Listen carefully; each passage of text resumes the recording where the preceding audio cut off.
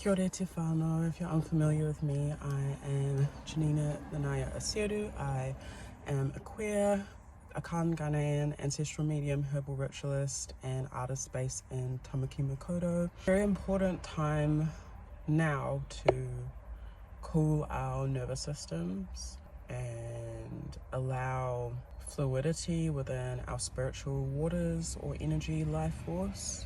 I think as a collective, we have been asked to connect with the element of water for a while now. And this is a long-term thing. You can see it in the physical effects of the water, just general like pollution, lack of water, crisis, that kind of thing. And there's a lot of chaos and fiery energies at play, right? In the world in general, which then reflects into our own interpersonal relationships and relationship with ourselves. So water is an element that we are called to harness at this time. I'm actually at the water and I was meant to bring my cards, but I didn't, but I still felt like Source had stuff to say. The water's pretty calm at this time and flowing in, so the tide's flowing in, filling up.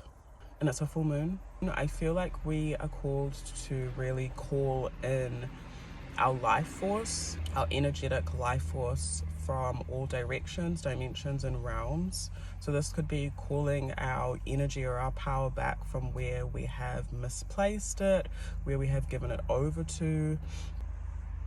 And in the element of water, that can look like all things emotions. It can look like all things within our spiritual being, feelings, even our senses. I'm hearing our senses may be heightened. So, and I'm seeing particularly our senses that are already strong will feel even stronger. So if you already have some sort of spiritual gifting or even an emotional sense that you get that you know is already quite sensitive, it could be even more sensitive at this time. So I'm hearing for some, don't be too upset. Don't be too upset or like at yourself if you feel like, oh my gosh, this feels so overwhelming at this time. It's kind of naturally meant to be or will be. So it's just about navigating that emotion. I have some karamu in my hand at this time as well.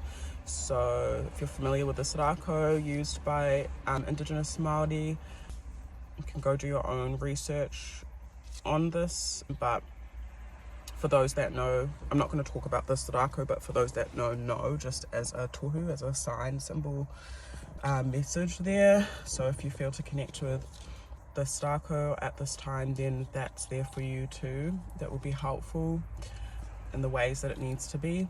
Ceremony is really important with this full moon. So I hear ancestors saying, please take some time to have ceremony. Ceremony doesn't need to be a lighting of candles. It doesn't need to be something like spiritual that you've seen in a movie. It can be if that's what you're into, but it can also just be like literally what I'm doing. I've just parked up by the water and I'm just having some quiet time and reflecting on this phase and season of my life and the seasons that the world is going through at this time. I'm reflecting on what I'm birthing, what I'm creating, what I'm releasing, what I'm calling in, particularly as I see the tide coming in, what I'm asking spirit, my divine ancestors, higher source, whatever you believe in, to bring in, draw in, activate, cultivate for me, fill me up with. What do you want your spirit, your emotions, mind, even body to be filled up with at this time? What do you want to magnetize or draw into you? It's giving quite like feminine energy, but it's also giving the tarot card, the Temperance.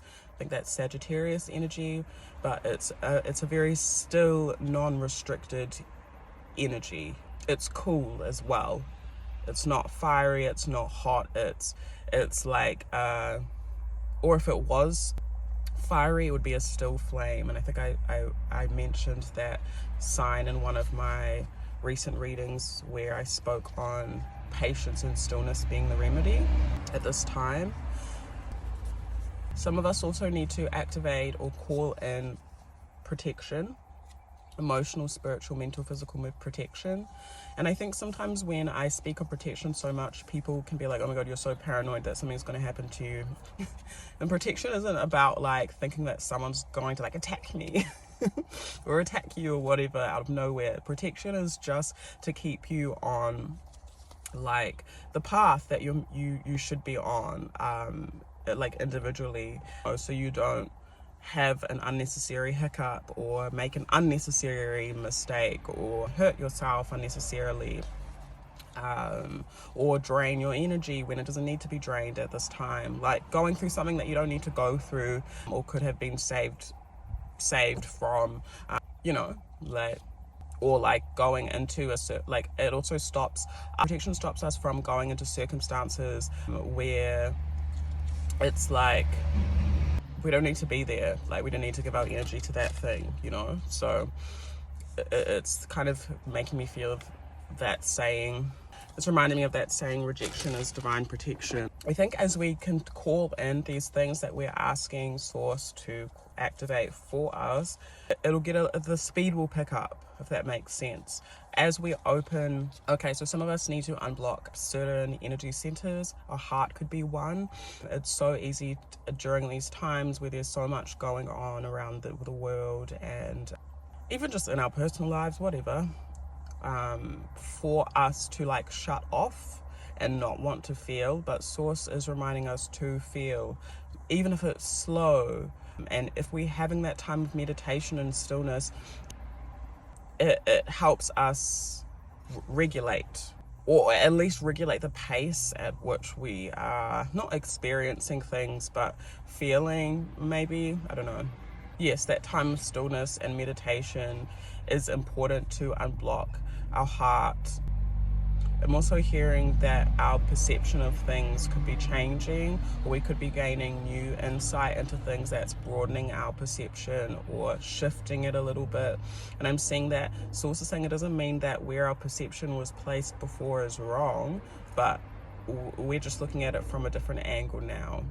I'm parked in front of a tree right now.